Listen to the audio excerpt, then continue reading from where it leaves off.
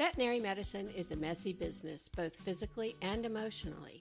Vetsplaining is one veterinarian's attempt to explain and understand her own profession a little better. Join Dr. Lisa McFaddin as she delves deep into the medical and business aspects of veterinary medicine.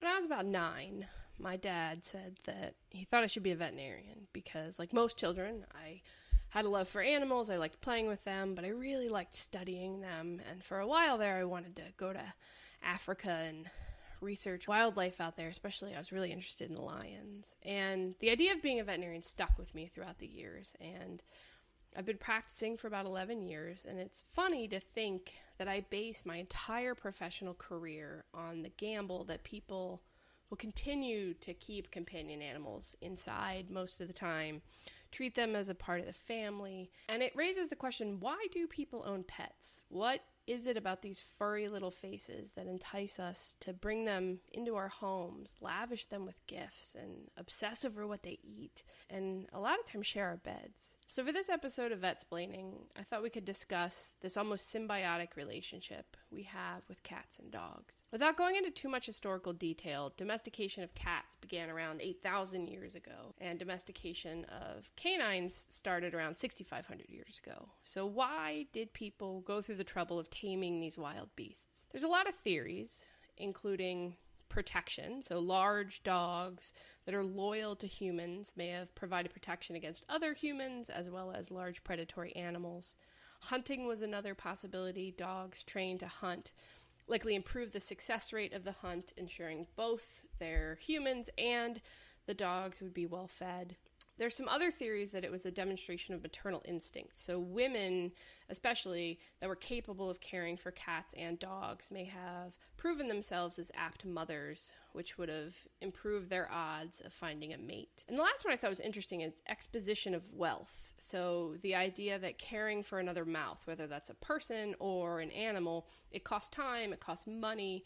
And so owning a domesticated animal was almost like a billboard to other people stating that you had some wealth and some sort of status. Throughout history, the role of both cats and dogs has moved from casual companion to a part of the family. And many baby boomers talk of having pets who slept outside most of the time, but in this day and age, most pets have more beds inside the house than their owners do. To be honest, I'm in my study currently, and there's one bed in here, and there's at least 3 more on the first floor, and we won't talk about how many are on the second floor, including my bed, which my dog and cats tend to sleep on. And it's amazing to think that this dramatic shift occurred over probably about 50 years. Don't get me wrong, many dogs in particular still have jobs.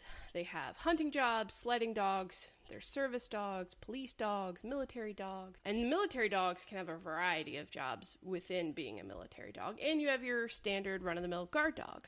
But in general, dogs and cats are owned as companions, and the very existence of emotional support animals illustrates the idea that pets really are companions. They're not just something that we own. They're legally still defined as property, but emotionally, they're considered a part of the family. So how does this companionship work? We feed them, we pet them, we brush them, we bathe them, we give them medical care or take them to someone who gives them medical care. And if this is supposed to be a symbiotic relationship, what are we really getting out of this? There's many theories, again, as to why companion animals have a profoundly positive effect on human self-worth, emotional balance, mental status, and physiologic effects. And a lot of these theories are unproven, and the studies have not been repeated, if there are studies, and some are based on anecdotal evidence. That is not to say it's not true, it's just we don't have a lot of concrete evidence. But let's look at all of these ideas individually. First, there's the idea of human self-worth. I would wager anyone who has ever owned any type of animal, whether it's cold-blooded or warm-blooded, has at least one photo of their pet on their phone. And that's because we view them as part of the family. They are the family member who's generally happy to see us, grumpy cats not included. They're always forgiving us if we get mad. Their love is unconditional. And they're also very perceptive when it comes to sensing if we're upset or troubled. And this close bond and infallible love is very comforting and reassuring and makes us feel needed. It is through this bond that emotional support pets have gained such popularity. And this concept plays into the idea of aiding emotional balance and mental status. There is something very soothing and comforting when you're mindlessly or mindfully, because this day and age, everything is about mindfulness practice, right? So even if you're mindlessly petting your cat or dog, that simple repetitive act of gently patting your furry companion can help us focus, it can help us relax, and it can help us breathe. And in a time and age where everything is so rushed and so mechanical and so technical, that simple contact with another live being, that pause, that appreciation of the moment really does kind of help reset us, and it soothes us. Snuggling with your pet or petting your dog or cat is also attuned to meditating or a therapy session in some cases. And the comfort brought by that honest, open, and unapologetic love that an animal has for those who are nice to them, not just their owners, is so rewarding and inspiring. And then you also have service and emotional support animals. And they can be used to help those with depression and anxiety, whether that be a situational issue or something like a post-traumatic stress disorder or a long-term issue. And having a pet to care for can give someone purpose. Having a relationship with a being in which respect and love are always mutual can really just soothe even the darkest thoughts. Pet ownership has also been shown to protect against loneliness, especially among women.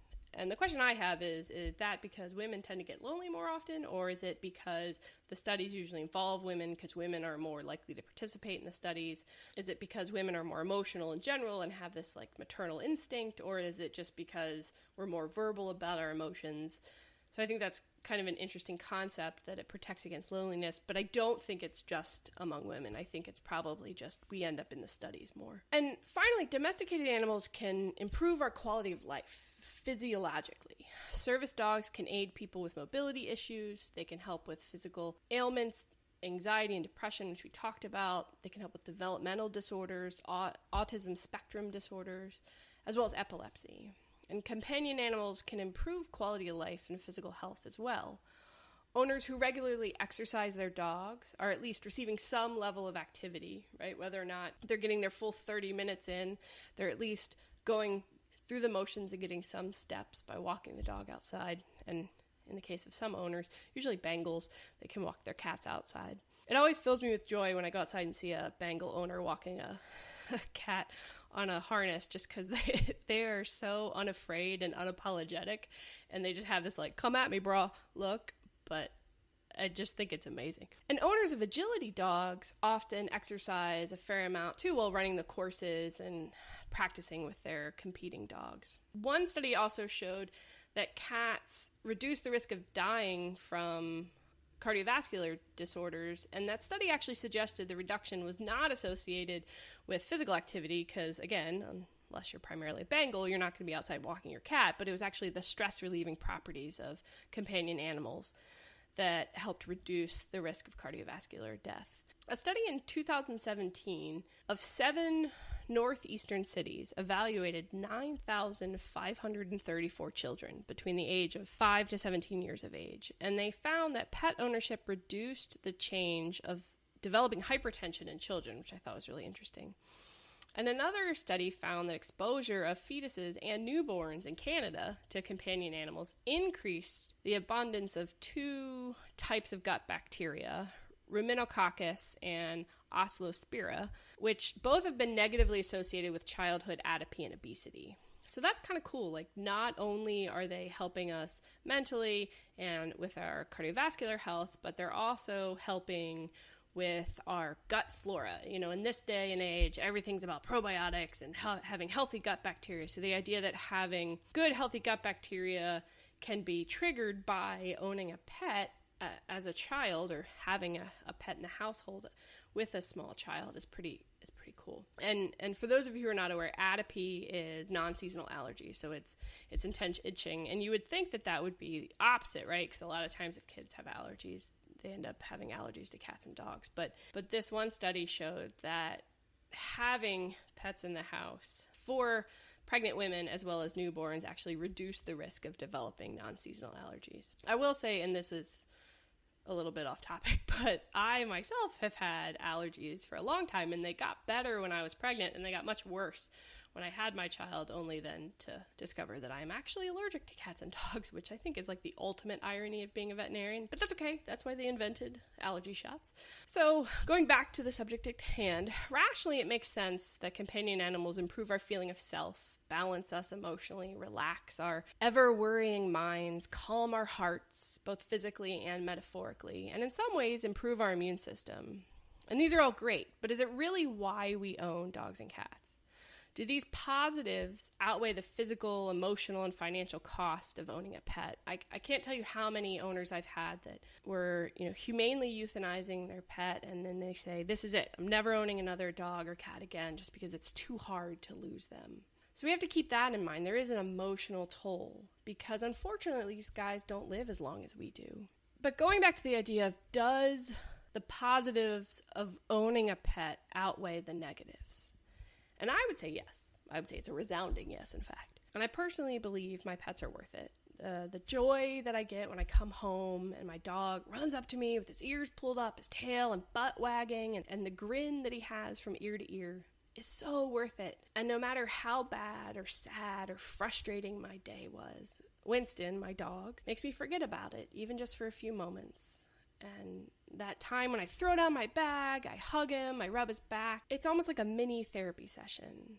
And it definitely makes it worth it. And even when it's time for bed and I close my eyes and my 15-year-old cat, Ringo, starts meowing in the bathroom because I swear he loves to hear his own voice and he likes the echo in the bathroom. I may groan and I may complain, but it still at heart makes me smile. And it's interesting, while researching reasons for people owning companion animals, I came across the idea that I had never thought about before. One person suggested that pet ownership is a trend, like fashion, and that over the past 50 years, pet ownership has become more and more popular, especially with the advent of Facebook and YouTube and other online platforms. And I hate to think of my patients as fashion items, like a brand new purse or a snazzy pair of shoes, but to be honest, if a trend was the initial reason a pet was adopted or given a home, but in the end they have a good, loving home, then maybe the ends justify the means. And that rationale is not as concerning as I initially thought, but it's still kind of weird, Hey, everybody has these cute videos on YouTube. I'm going to get a pet so I can have a cute YouTube video.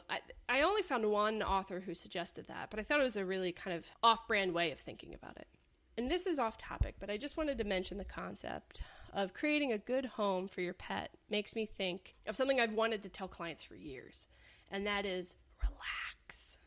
I've had so many clients come in for wellness or sick pet appointments, and they act guilty about something.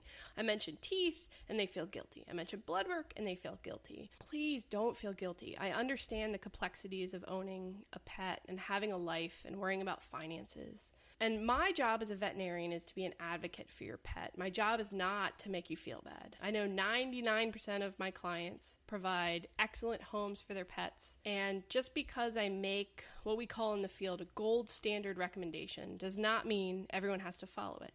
Sure, if you have the monetary means and the desire, let's do blood work. Let's do annual dental cleanings under anesthesia. But just because you cannot does not make you a bad pet parent. And if you have ever been made to feel this way by another veterinarian, I apologize on their behalf. And so let me vetsplain something to all the pet parents and veterinarians out there. The majority of people who own pets do it because they love them. They are family. They treat them with respect, dignity, and love. And as a veterinarian, we are here to help your pet live the longest, happiest life he or she possibly can. And we should work with you to develop a care plan that best suits your pet's needs as well as your needs. And just because you cannot or do not want to do a particular test or treatment, we should never make you think that you're a bad parent. We should work with you and help you develop a plan that suits you best. I know that was not really related to what we were talking about, but just in the kind of spirit of owning a pet and why we do it, I really felt the need to mention it. And there was no real segue between the previous information and that one. It just felt right. And since you guys are basically a captive audience, I said, all right, well, I'm going to go for it. I think that about wraps it up. As always, thank you for listening to this installment of Vetsplaining. I hope you enjoyed your time with me and ideally learned at least one new thing for the day. If you have any questions or suggestions for future topics, feel free to leave a comment below or email info@independenthillvet.com and put podcast topic or podcast comment in the subject line. Until next time.